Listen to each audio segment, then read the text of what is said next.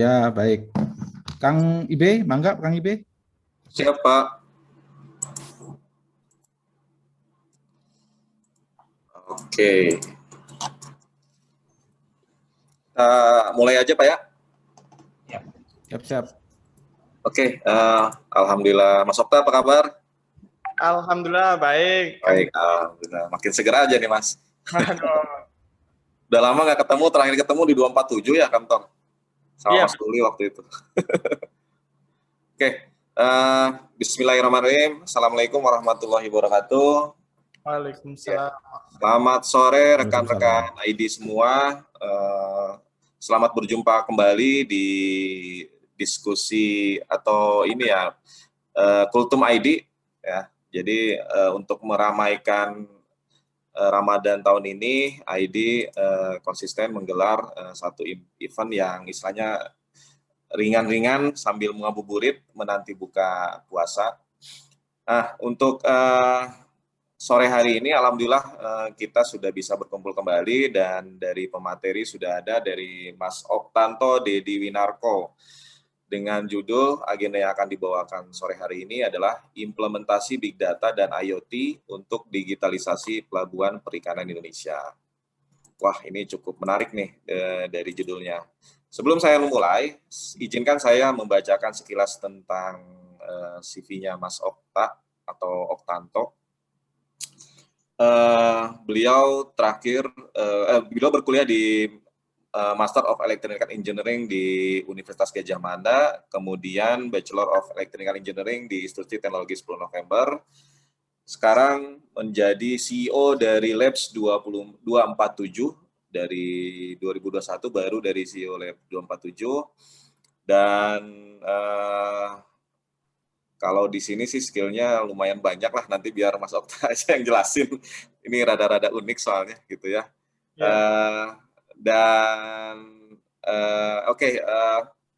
Sebelum jadi CEO, Mas Okta ini jadi kepala riset di 247 dari tahun 2018 sampai 2020. Nah, itu sekilas dari CV-nya. Untuk mempersingkat waktu dan nanti seperti biasa, jika ada pertanyaan, rekan-rekan ID bisa nanti bertanya lewat fasilitas chatting yang ada di sini.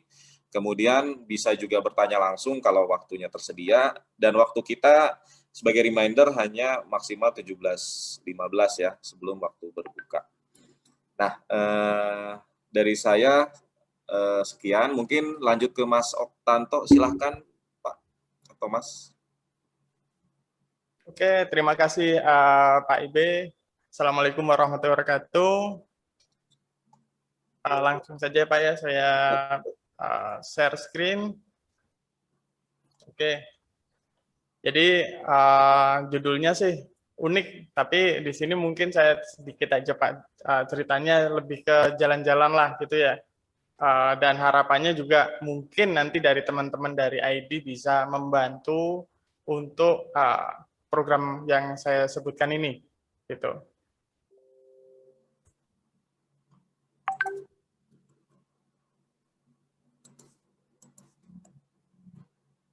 Oke, kalau kita mendengarkan perikanan, itu istilahnya isu-isunya banyak gitu ya. Mulai dari mereka itu secara ekonomi itu miskin lah, yang ya banyak hal lah yang kita sebenarnya itu realnya itu mungkin ada kalanya benar, ada kalanya salah gitu ya. Di sini saya gambarkan itu kita nggak banyak sekali cabangnya, kita nggak tahu source-nya ini yang asli dari mana gitu ininya. Nah ini saya sendiri sangat tertarik gitu ke arah perikanan, sehingga saya nanti akan tunjukkan. Nah ini saya mulai jalan-jalan nih sebenarnya dari mulai Natuna sampai dengan Merauke ya. Di sini ada beberapa lokasi yang saya visit. Kebanyakan ini kan sensor-sensor yang terpasang di pulau-pulau ini saya ikut serta gitu. Jadi ikut survei di sana. Jadi ikut tahu lah gitu sebagaimana sih sebenarnya problem-problem yang dihadapi oleh nelayan kita. Nah, ini ketika saya ngobrol gitu sama mereka, jadi ini mungkin ini ya Kang Ibe ya, saya lebih ke sharing-sharing aja ya ininya ya, sharing-sharing ringan lah gitu. Ya, siap, silakan. Hal pertama yang mereka harapkan adalah sebenarnya informasi. Sebelum mereka berlayar itu mereka berharap seperti bagaimana sih cuacanya gitu. Kalau saya pernah itu yang ke Jogja, itu bahkan mereka itu misalkan hasilnya cukup banyak ya, itu hasilnya gila itu. Istilahnya saya nggak mau sebut angkanya berapa, cuma yang dipakai untuk keluarga itu informasinya adalah 25% yang diberikan ke keluarga, 75%-nya itu dipakai untuk ya ke saweran lah kayak gitu ya. Kalau di Jawa itu ada saweran lah yang apa segala macam. Ketika ditanya kenapa seperti itu, gitu. Loh, Anda enak kerja di kantoran atau kerja di yang lain. Sementara kami, nasib kami itu nggak jelas ketika kami berlayar. Kami itu dipertaruhkan di situ. Belum tentu kalau kita sekarang dapat uang banyak, nanti pas waktu saya berangkat saya bisa menikmati uang tersebut. Nah, di sini itu artinya informasi terkait cuaca, terus kemudian apa-apa yang prediksi berikutnya itu penting bagi mereka. Terus alat keselamatan itu penting gitu bagi mereka ya. Terus yang nggak kalah penting lagi itu kebutuhan market. Nah, kebutuhan market ini artinya mereka berlayar itu pengen tahu sebenarnya market sekarang itu kebutuhannya ikan apa yang lagi hype lah gitu. Yang ketiga, nah ini unik, nelayan itu rata-rata modal untuk berangkatnya itu ada dari pengepul. Nah ini tentu saja perjalanannya sama segala macam mereka berharap untuk lebih efisien sehingga mereka dapat uang yang lumayan banyak gitu ya. Terus kemudian dengan tahu jenis ikannya, mereka jangan sampai salah bawa alat tangkap. Jika ikannya misalkan kecil-kecil, bawa jalannya itu jala yang ukuran besar untuk ikan besar, ya pasti ikannya lolos, gitu. Nggak dapat apa-apa, pulang nggak dapat apa-apa. Begitupun hal yang sama ketika mereka bawa jala kecil, tapi ternyata ikannya besar, ya rusaklah jala mereka, gitu. Nah ini tentu saja informasi-informasi ini penting buat mereka. Nah, yang kedua adalah lokasi. Nah, lokasi ini ada dua. Ini arahnya pasti tadi kan saya sampaikan. Jadi data sih yang pasti di sini nih. Jadi data historical, mereka selama ini nangkep ikannya di mana saja. Mereka berharap itu bisa visit ke tempat tersebut, mereka tagging. Terus yang kedua, sekarang ikannya itu posisinya di mana? Itu mereka berharap sekali itu kita bisa membantu mereka. Jadi posisinya adalah bukan mereka mencari ikan. Itu banyak ya kita dengar kalimat itu. Mereka tidak lagi mencari ikan, tapi mereka berangkat untuk menangkap ikan. Nah, ini beda. Ketika ngomong menangkap ikan, berarti seakan-akan itu udah tahu posisinya di mana, mereka berangkat langsung dengan alat yang tepat, mereka memperoleh ikannya. Ini feedback-nya ke arah ekonomi mereka sebenarnya. Nah, yang ketiga adalah nah, ini case yang umum sebenarnya. Jadi ketika dapat ikan, harganya itu tetap tinggi. Nah, ini tentu kalau kita bisa create market yang bagus, misalkan di sini bikin marketplace lah, apa segala macam yang bisa mengakomodir hasil ikan ini tadi dari nelayan, itu langsung ke arah consumer, gitu ya. Terus yang tadi saya sampaikan, mereka karena sekarang itu posisinya mereka harga ikan itu dikontrol oleh pengepul yang memodali. Nah, berikutnya adalah tentang keselamatan. Nah, ini yang penting. Jadi mereka kan tadi yang saya sampaikan, jangan sampai berangkat mereka uang itu dihabis-habiskan. Kenapa? Karena mereka nggak tahu nih nasib mereka berikutnya seperti bagaimana. Nah, ini kalaupun mereka mengalami musibah, itu bisa segera untuk diberikan pertolongan secara cepat dan tepat. Jadi mereka dibekali dengan sesuatu yang akan membantu mereka. Nah, sekarang kaitannya dengan tugas pokok dan fungsi dari pelabuhan perikanan. Nah, kalau kita ngomong pelabuhan perikanan, itu mereka ke syah bandaran, jadi mengatur izin keberangkatan sama segala macam itu menjadi salah satu fungsi dari mereka. terus kemudian kegiatan dari kapal, itu mereka juga mengatur, termasuk juga sumber daya ikan. Jadi mereka ada controlling ikan yang ditangkap gimana, kalau mereka nangkep ikan yang tidak sesuai seperti bagaimana, terus pelaporannya seperti bagaimana, itu kan ada ya, di namanya logbook penangkapan ikan, itu ada. Terus kemudian juga mereka mengakomodir terkait penjualannya, pemasarannya, itu biasanya kalau teman-teman ini, pelabuhan perikanan itu ada TPI-nya, gitu. Nah ini kalau kita transformasi digital, gitu ya, bukan hanya nanti pangsanya lokal, tapi udah internasional, ini cukup bagus sekali.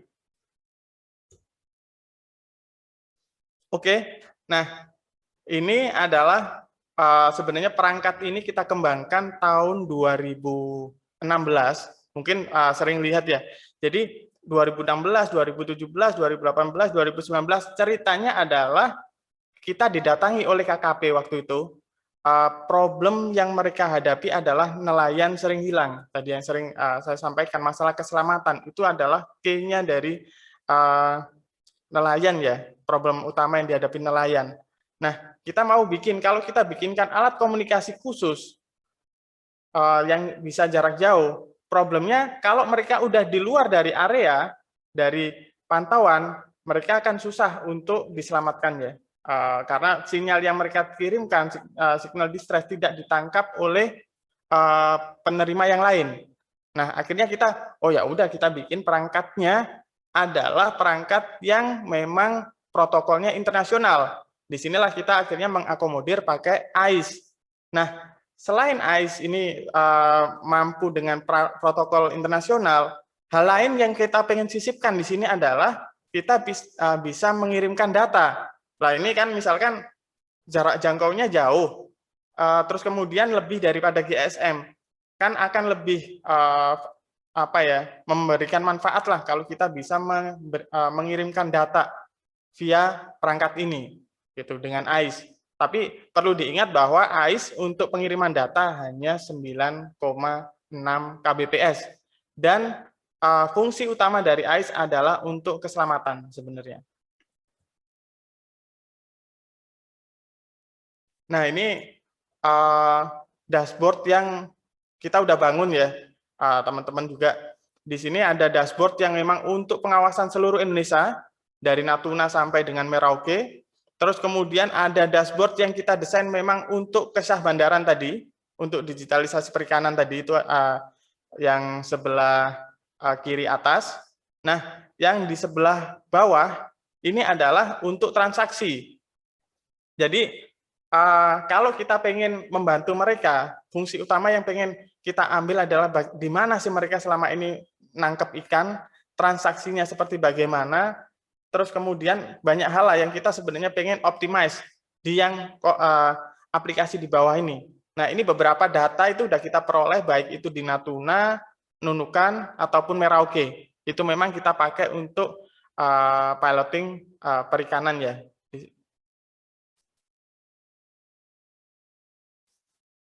Nah, ini sekedar memberikan gambaran. Kalau tadi itu kita pakai AIS gitu ya untuk 9,6 untuk mengirimkan data. Sebenarnya ada perangkat yang saat ini kita bilang teknologinya mutakhir.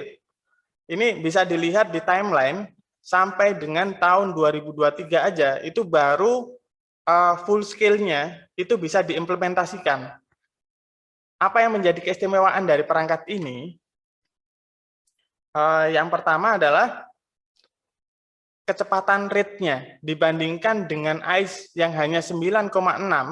Di sini bisa teman-teman lihat di kolom di baris kedua, itu kecepatannya bisa sampai dengan 307 kbps dan bidirectional. Jadi ini dua arah, artinya nanti ini bisa sangat membantu untuk pengambilan data yang ada di kelautan. Memang didesain untuk itu. Jadi ada AIS terestrial, VDES terestrial, ada VDES satelit, dan ini pun juga biasa dipasang didesain untuk di buoy ya. Jadi ada nanti sensor-sensor yang dipasang untuk bisa dikirimkan ke situ. Nah, arahnya adalah kita bisa memperoleh data yang cukup besar, jangkauannya yang cukup luas di kelautan sebenarnya. Nah ini kalau ini sistem udah terimplementasi, harapannya sebenarnya banyak hal positif yang bisa kita berikan ke nelayan. Nah ini kita pernah diskusi dengan KKP di sini terkait logbook ya, e-logbook. Jadi bedanya kalau di bawah 30 GT itu nelayan menuliskan tangkapan ikan dan jenisnya, beratnya berapa itu secara manual. Tapi di atas 30 gross ton itu mereka wajib untuk mengisikan tangkapan ikannya. Jadi jenis ikannya apa sama segala macamnya itu ada ketentuannya lah di sini. Nah, LBPI itu adalah logbook penangkapan ikan gitu ya. Nah, ini jelas di sini hasil outputnya itu bisa untuk dua hal, yaitu kebutuhan ilmiah yang mana nanti bisa dimanfaatkan oleh kebutuhan riset. Yang kedua adalah kebutuhan emang di pengelolaan, artinya kebijakan sih sebenarnya arahnya nanti. Jadi ada dua hal nih dari target e-logbook ini. Nah, ini data dari KKP ya, ini data dari KKP. Jadi ada dua, yaitu alat tangkap yang digunakan, bisa dilihat teman-teman nih semua. Yang sebelah kiri itu alat tangkapnya, cukup jauh, bahkan ada yang dipasang sampai dengan dekat dari Pulau Australia. Jadi ini luar biasa ya, nelayan-nelayan kita itu sampai jauh banget gitu ya. Terus kemudian laju tangkap ikannya, bisa teman-teman juga lihat seberapa sih besar laju penangkapan ikan. Memang luar biasa memang kalau kita bilang nelayan-nelayan Indonesia ya. Nah, ini adalah contoh dari big data untuk lokasi tangkap ikan. Kalau ini datanya kita ambil dari satelit, dan ini ada teman kita dulu yang melakukan pengolahan datanya ya. Jadi data dari satelit itu bisa berupa yang daerah upwelling. Jadi upwelling itu bisa dibayangkan itu di daerah permukaannya itu ke tengah laut, tapi di area bawahnya itu gelombangnya itu arusnya ke pinggir pantai ya, sehingga plankton itu bisa kebawa ke permukaan, plankton yang di bawah laut. Nah ini sangat menarik, tentu saja ketika terjadi upwelling, potensi ikan itu akan naik ya. Terus kemudian hubungannya juga dengan klorofil hubungannya dengan plankton ya. Dengan kita bisa mengekstrak informasi terkait klorofil atau plankton, tentu kita bisa melakukan di mana sih sebenarnya lokasi dari ikan. Berikutnya adalah tentang suhu. Jadi suhu ini ada kaitannya dengan jenis ikan juga. Gitu. Kalau kita nangkap jenis ikan A, itu suhunya di berapa, suhu B berapa. Nah ini ada kaitannya gitu. Nah ini informasi-informasi ini jika kita proses keseluruhan itu akan menjadikan informasi untuk fishing ground. Ya, fishing ground ini apakah nanti informasi lokasi potensinya ada di suatu titik A. Jadi nelayan itu enak nanti berangkat ke situ. Tapi ada cerita unik juga di sini dari teman kita juga. Ketika ini data ini dipublish langsung di pelabuhan, itu pada berantem nelayan karena mereka akan rebutan dalam lokasi penangkapan ikan. Nah ini tentu saja masalah manajemen bagaimana kita sharing informasi ya. Gitu.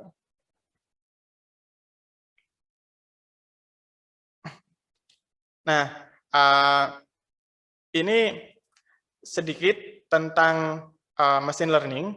Jadi kalau tadi teman-teman lihat bagaimana data tentang klorofil, upwelling, terus kemudian temperatur, itu dipakai untuk menentukan prediksi lokasi tangkap ikan. Nah ini di sini juga sama, di sini pakai one class SVM. Kenapa dia pakai one class? Karena rata-rata informasi yang diberikan oleh nelayan itu adalah lokasi yang potensial untuk tangkap ikan, gitu ya. Jadi kita memberikannya one class, sementara kelas yang berikutnya itu sebenarnya hanya ya udah, itu adalah kemungkinan lokasi-lokasi yang tidak biasa dikunjungi oleh nelayan. Ataupun kalau spectral clustering, di sini kalau kita pakai spectral clustering, itu jika misalkan lokasi dari tangkap ikan itu, kita dapat informasinya, plus kita juga dikasih informasi temperatur pas waktu mereka nangkap ikan. Nah, ini akan lebih kaya lagi. Yang mana kita paham betul, ini bukan hanya parameter tentang suhu, parameter tentang jumlah ikan yang ada di situ juga pengaruh. Terus kemudian kemampuan dari nelayan untuk nangkap ikan juga sangat pengaruh. Jadi kalau kita pertanyaannya, apakah pasti dengan kita memberikan prediksi lokasi tadi, mereka akan dapat ikan banyak, tentu banyak parameter yang lain gitu ya. Nah, ini yang hasil contoh pengolahan hasil satelit ya. Itu jelas di sini, contoh cakalang gitu. Cakalang itu punya parameter. Cakalang itu temperaturnya antara 17 sampai dengan 28 derajat Celcius. Kemudian bandeng punya temperatur yang berbeda. Nah, informasi-informasi ini tentu saja penting. Jadi ketika kita punya potensi tangkap ikan, terus kita tahu temperaturnya berapa, berarti kita bisa mengkategorikan kemungkinan ikan, jenis-jenis ikan yang akan kita tangkap itu adalah apa gitu ya di sini. Jadi jangan sampai salah gitu. Kita salah bawa alat tangkap gitu. Nah, kalau ini tentang big data dan AI ya untuk perikanan. Jadi lebih ke arah deep learning. Kalau tadi kita ngomong di machine learning-nya, kalau ini deep learning, jadi kalau kita ngomong tentang deep learning, tentu saja data yang kita kolek harus cukup banyak. Di sini tentu melibatkan big data, IoT-nya, terus kemudian engine dari pemodelan dari deep learning-nya. Gitu. Nah, hal yang kita kejar adalah tadi yang problematika tadi, yang ke nelayan. Jadi kita ingin mereduksi cost yang dimunculkan oleh misalkan bahan bakar dan segala macamnya. Sehingga misalkan kita lokasinya udah jelas, maka route udah kita buat oleh aplikasi, efisiensi dari bahan bakar udah pasti ya. Gitu. Terus kemudian dengan kemampuan nelayan yang sama, gitu, jumlah ikan yang akan ditangkap akan meningkat. Harapannya seperti itu. Terus kemudian kalau kita ngomong masalah kualitas ya, tentu saja kita berharap kualitas dari data yang kita peroleh lebih bagus gitu ya. Kalau saya tadi sampaikan, kita butuh prediksi tentang cuaca, kita butuh prediksi tentang lain-lainnya. Nah ini kalau kita pakai deep learning, datanya cukup sama segala macamnya, tentu saja ini akan menjadi hal yang sangat positif buat nelayan secara direct. Jadi kita bikin perangkat itu kan untuk misal untuk keselamatan nelayan. Jika mereka mengalami musibah, mereka pencet distress button, ini aktif selama 6 hari dan ini akan diberikan segera untuk diberikan pertolongan. Tapi selain daripada itu, ketika kita punya kualitas data yang bagus tentang prediksinya, ya kalau memang tidak memungkinkan untuk mereka berlayar ataupun apa, ini istilahnya kemitigasi, ya jangan berlayar, memaksakan untuk berlayar saat itu gitu. Posisinya lagi memang diprediksi akan ada badai ataupun apa. Nah, ini hampir sama dengan sebelumnya, tapi ini lebih ke arah implementasinya ya. Jadi perangkat-perangkat kalau kita lihat di sini, kita bisa mengkoleksi data misalkan dari objeknya. Objeknya bisa tadi yang saya sampaikan, jenis ikannya, beratnya, sama segala macam. Terus kalau kita ngomong equipment adalah, saya ambil contoh, ada VMS, Vessel Monitoring System. Terus kemudian ada AIS, Automatic Identification System, ada radar, ada segala macamnya. Sebenarnya fungsi daripada masing-masing dari perangkat ini akan memberikan nilai positif yang ke nelayan. Contohnya, kalau kita ngomong AIS, tidak seluruhnya nelayan akan memberikan report terkait tangkapan ikan. Tapi ketika mereka berhenti di suatu spot tertentu, gitu ya, diduga akan mereka sebenarnya melakukan suatu aktivitas penangkapan ikan di situ.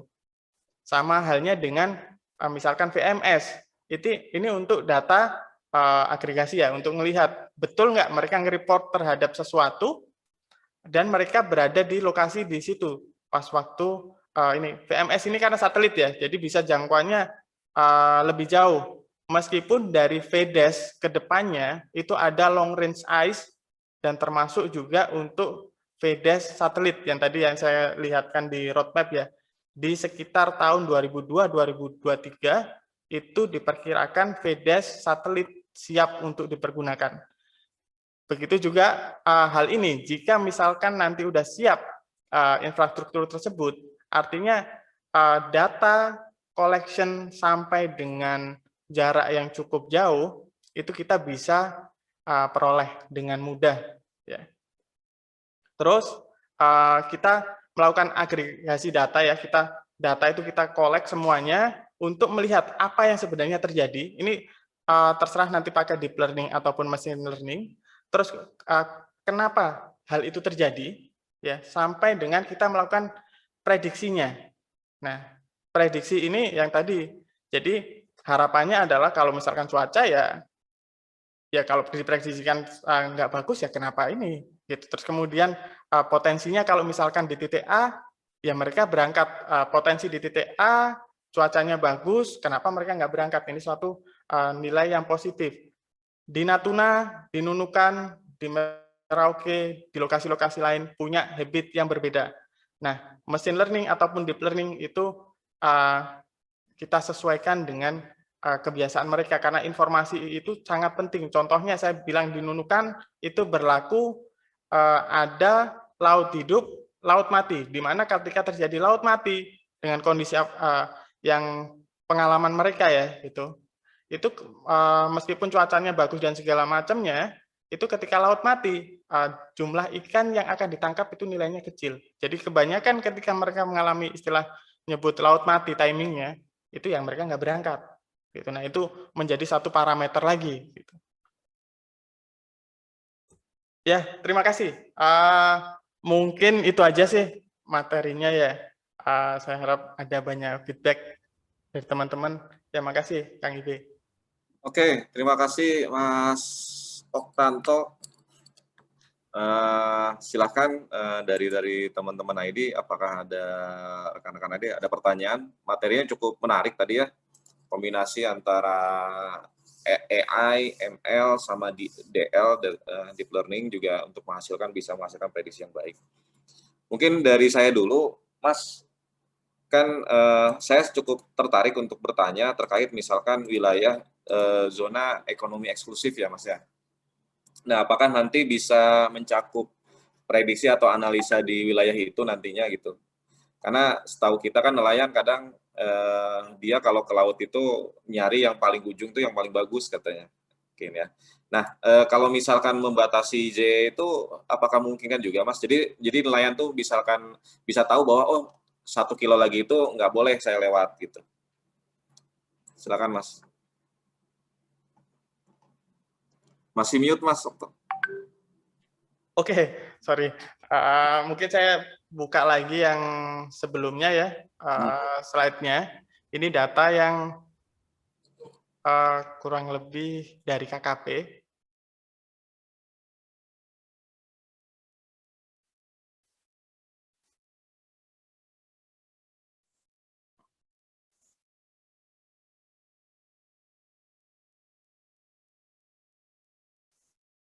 Oke, nah di sini bisa terlihat bahwa misalkan masuk ke daerah samudra, itu nggak masalah kita nangkep, karena itu bukan masuk ke otoritas wilayah tertentu, Kang Ibe.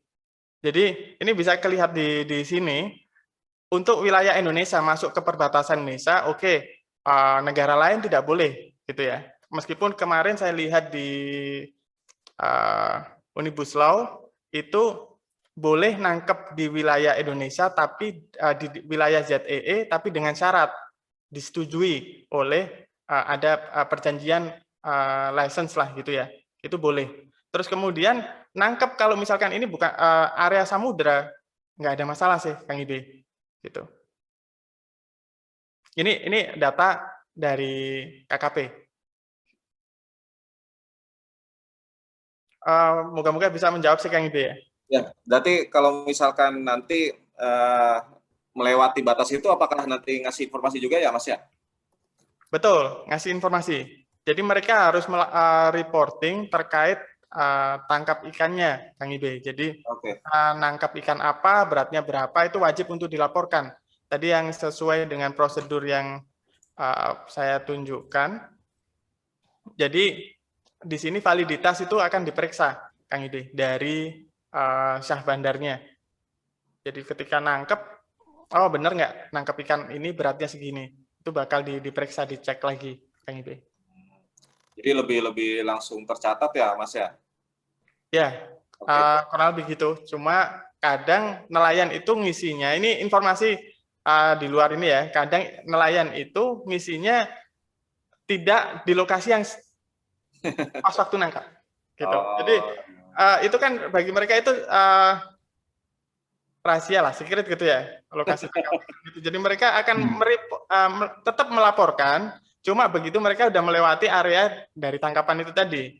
Tapi data dari ketika mereka, ini bedanya, kalau kita pakai VMS, itu update-nya dalam sehari cuma mengirimkan 2 sampai dengan 3 kali lokasi. Jadi kalau kecepatannya itu misalkan 20 knot, bisa dibayangkan ring 12 jam itu udah berapa kilo jauhnya gitu. Nah ini data untuk validitas datanya itu agak susah dipertanggungjawabkan. Tapi kalau misalkan dengan AIS, itu mereka harus mengirimkan data lokasi tiap 30 detik. Jadi kita akan tahu tuh kapal itu berhenti di situ dalam jangka waktu yang lama atau enggak. Meskipun mereka nge-reportnya pas waktu mereka jalan, sebenarnya ketahuan mereka berhentinya di suatu titik itu kok. Nah, ketika nangkep kan mereka berhenti ininya, atau masang alat tangkap lah gitu. Oke, ini ada pertanyaan Pak dari grup dari Pak Sparisoma Firidi. Pak Oktanto, apakah dapat diprediksi over capturing atau masih boleh menangkap ikan? Data-data apa saja yang diperlukan untuk memprediksi hal ini? Terima kasih. Silakan Pak. Ini maksud dari over capturing gimana nih? Jadi dia sudah misalkan kapasitasnya 1 ton, lebih dari 1 ton mungkin. Saya kurang tahu ya, mohon maaf sebelumnya nih. Cuma setahu saya sih tidak ada untuk mengatur nggak boleh lebih dari segini gitu. Semakin besar sebenarnya arah sekarang kan kalau yang saya baca di regulasinya sekarang itu masih di arah perizinan gitu ya. Pendapatan dari pemerintah itu dari perizinan. Kalau berikutnya adalah dari berapa hasil tangkapan ikan regulasinya. Nah, kalau berapa hasil dari tangkapan ikan, maka seharusnya semakin mereka nangkep ikan, semakin banyak ya harusnya secara nilai ekonomis ya bagus untuk pendapatan suatu negara. Cuma yang tidak diperbolehkan itu adalah nangkep ikan di suatu wilayah-wilayah yang memang restricted gitu. Itu memang setahu saya nggak boleh. Dan mungkin terkait yang ikan-ikan yang dilindungi gitu, bisa dikasih warning atau batasan mungkin dari aplikasinya atau gimana ya, Mas? Oke, jadi sebenarnya kita tadi coba saya langsung tunjukin aplikasinya ya. Ya, silakan.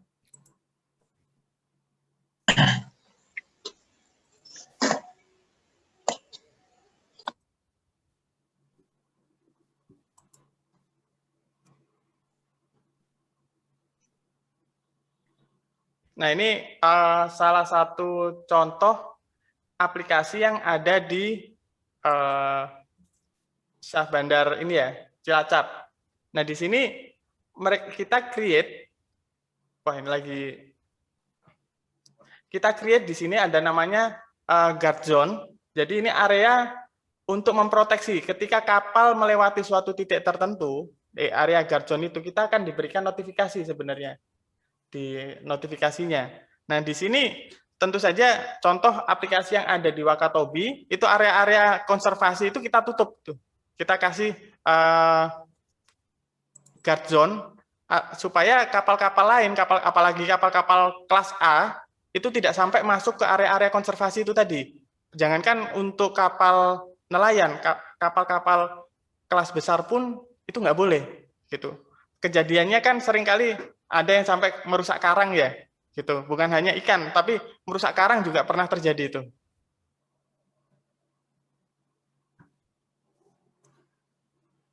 Oke. Jadi memang kalau yang terkait ikan-ikan yang dilindungi atau kawasan dilindungi tidak dimunculkan ya, Mas, jadinya ya. Iya, betul. Betul. Oke. Nah, terkait training datanya nih, saya tertarik juga nih nanya di machine learning. Itu kira-kira selain jenis ikan dan laporan cuaca, kan data cuaca itu banyak juga, Mas. Jadi data cuaca yang seperti apa yang dimasukkan kepada aplikasi ini?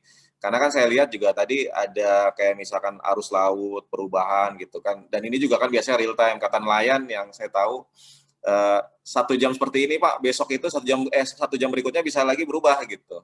Nah, dari training data ini kepada real time datanya seperti apa? Boleh ceritain nggak sedikit, Mas Okto? Nah, Kang Ibe, ini menarik. Sebenarnya gini, kita saat ini tidak mengolah data cuaca. Contoh, kalau di cuaca sendiri kita memang udah coba untuk develop sensornya ya, dari radar cuaca kita develop sama BMKG, terus kemudian kita juga bikin radar OTH untuk oceanografi ya, melihat gelombang laut dan segala macamnya. Cuma posisinya saat ini untuk informasi ini kita pakai data yang open source. Sebenarnya saya ambil contoh, saat ini kita pakai open weather. Itu ada data subscription sampai dengan 4 hari prediksinya ke depan. Terus kemudian ada informasi yang kita ambil dari NOAA ataupun dari Zycrypt gitu ya. Terus ada informasi yang kita ambil dari windy.com. Nah, ini sebenarnya justru saya berharap ini teman-teman justru bantu ini untuk bantu ke nelayan. Sebenarnya mereka ada kekhawatiran yang cukup besar sebenarnya ketika mereka berlayar, meskipun hasilnya besar tadi ya saya sampaikan. Bayangin ada yang habitnya 75% itu di-spend untuk mereka senang-senang. Karena jawabannya adalah mereka nggak tahu nih, saya ketika berlayar lagi, saya nggak tahu nasib saya berikutnya. Gitu. Jadi lebih kepada mungkin sosialisasi ke nelayan mungkin ya. Ya ini, kalau informasi cuaca, terus terang banyak source yang saya ambil contoh itu dari open source, itu ada dari satelit, itu saya ada beberapa contohnya untuk narik data ke situ, terus kemudian sensor-sensor lokal, ini BMKG misalkan di Wakatobi itu mereka masang weather station di sana, sensor lokal ya di situ, itu saya kurang tahu nanti bagaimana narik datanya, pastinya butuh kerjasama dan segala macamnya. Cuma ini informasi-informasi ini sebenarnya kita butuhkan, gitu, Kang Ibe, untuk bantu nelayan. Oke. Ya, menarik juga, Mas. Sebelum kita lanjut nih ada pertanyaan dari Pak Taufik Sutanto nih, Mas. Jadi menarik sekali, terima kasih paparannya. By the way, saya sangat tertarik penggunaan aplikasi remote sensing pada data spasio-temporal menggunakan deep atau machine learning-nya. Apakah boleh diceritain sedikit lebih jauh lagi? Nggak perlu detail juga nggak apa-apa katanya. Oke. Ya. Jadi menarik kan terkait machine learning-nya sama deep learning-nya. Soalnya banyak pertanyaan saya juga sebetulnya. Oke. Silakan. Siap. Jadi kalau kita ngomong masalah remote sensing dan segala macamnya, terus terang kita masih belum mengolah memakai deep learning. Terus terang di kita juga masih terus terang masih mengembangkan sensornya dan ngolek datanya. Kalau sampai ke arah pengolahan datanya, terus kemudian sama segala macamnya, terus terang belum. Kita belum. Cuma kita sebenarnya di sisi paralel itu kita develop sama BMKG. Data, radar cuaca dan segala macamnya ini kita taruh di big data, termasuk juga plan-nya adalah bikin numerical weather prediction, NWP ya, numerical weather prediction. Tapi ini pakai machine learning. Tapi ini sama BMKG terus terang. Dan ini belum siap untuk kita rilis kalau yang ini ya. Tapi kalau yang untuk cuaca untuk nelayan, terus terang kita masih belum. Gitu, yang khusus memang untuk nelayan. Tapi kalau data-data yang kita peroleh seperti bagaimana, itu bisa kita kasih tahu lah cara ngambilnya seperti bagaimana. Gitu. Oke. Dan mungkin menarik pertanyaan selanjutnya kalau dari saya. Mungkin maaf Pak Taufik mungkin udah menjawab ya. Semoga sudah menjawab. Dan selanjutnya mungkin ini Mas pertanyaannya, apakah ini nantinya bisa paralel digunakan di sungai dan danau ya? Yang kita ketahui banyak nelayan juga yang hasil tangkapannya kan nggak harus di laut ya. Kalau misalkan kawasan sungai atau danau itu bisa dipakai juga nantinya. Oke. Sebelum ini kita terus terang juga memang ada project big data di KKP ya. Di sini ada istilahnya pohon informasi perikanan. Jadi pohon informasi perikanan itu berisikan 2 cabang, yaitu cabang budidaya dan cabang tangkap. Nah, tangkap pun ini pun ada nanti air tawar sama air laut ya. Tapi apakah ini bisa diimplementasikan sistem yang kita develop itu ke 2 sisi ini? Seharusnya bisa. Tapi pastinya kalau kita mau masalah mesin learning dan segala macamnya, pasti kita butuh adjustment pasti. Gitu. Oke. Berarti masih bisa dikembangkan lagi ya, Mas ya maksudnya ya? Iya Kang Ibe. Oke. Silakan kalau ada masih pertanyaan dan sambil menunggu pertanyaan, mungkin dari saya pengen nanya juga Pak. Ini kan sesuatu yang menarik nih. Ketika ngajak kolaborasinya gimana caranya nih? Mungkin ada yang tertarik juga karena terus terang kan kombinasi ini kan sangat membantu ya kalau misalkan bagi kita yang paham data gitu. Dan mungkin ada usulan atau misalkan rencana untuk kolaborasi atau bagaimanapun, itu gimana Mas? Silakan. Wah, itu jelas itu Kang Ide. Kalau pas waktu saya ngomong perikanan tangkap ya, waktu itu yang untuk lokasi fishing ground, itu saya sampai survei ke Surabaya, untuk mencari gimana kita berkolaborasi untuk riset membantu nelayan ini, gitu Kang Ibe. Jadi kalau misalkan ini kontak Ruli aja Pak, nanti kita udah ada di sini. Balik lagi ke Pak Ruli. Tapi terus terang kalau saya sendiri dari awal itu ngiringnya, ini loh sesuatu yang menarik. Yuk kita istilahnya garap bersama nih. Ini nggak bisa kita sendiri ataupun apa. Memang harus kolaborasi, termasuk juga kebutuhan gimana tentang fishing ground-nya, apa itu riset-risetnya banyak Pak. Saya lihat di LIPI, di ini, tapi bagaimana kita grab datanya? Bagaimana kita bisa create datanya untuk kita serve ke nelayan? Itu aplikasi platformnya udah kita bikinkan, cuma adjustment ke titik yang kita kehendaki itu Pak, sebenarnya. Ya, siap. Berarti nanti saya bisa langsung ngontak Mas Ruli atau enggak colek-colek Mas Okto juga nggak apa-apa ya. Oke, ini ada pertanyaan dari ada Pak Aditya Ramadona katanya. Mohon maaf, barangkali saya infonya terlewat. Untuk respon variabelnya, data peringatan apa saja dan dari mana saja ya? Oke. Jadi saya tadi aplikasi dashboard yang ada, saya ambil contoh tadi kan ada 2 aplikasi dashboard ya. Di sini ada beberapa hal yang bisa kita coba grab. Kalau tadi awal itu kan ada 4 parameter yang pengen saya kejar. Pas waktu mereka mau berlayar, sebenarnya informasi-informasi yang dibutuhkan oleh nelayan. Apa ini?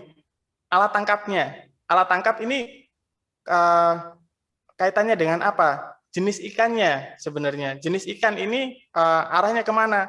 Lokasinya di mana? Gitu. Nah, variabel apa yang sebenarnya kita peroleh? Gitu. Variabel selama ini yang kita peroleh adalah lokasi tangkap ikan dan nelayan. Jadi kita memancingnya bagaimana bisa memperoleh lokasi tangkap ikan dan segala macamnya. Ini adalah transaction kita memperolehnya. Jadi mereka reporting ke pengepul, saya nangkep ikan di posisi latitude longitude berapa, jenis ikannya apa, beratnya berapa.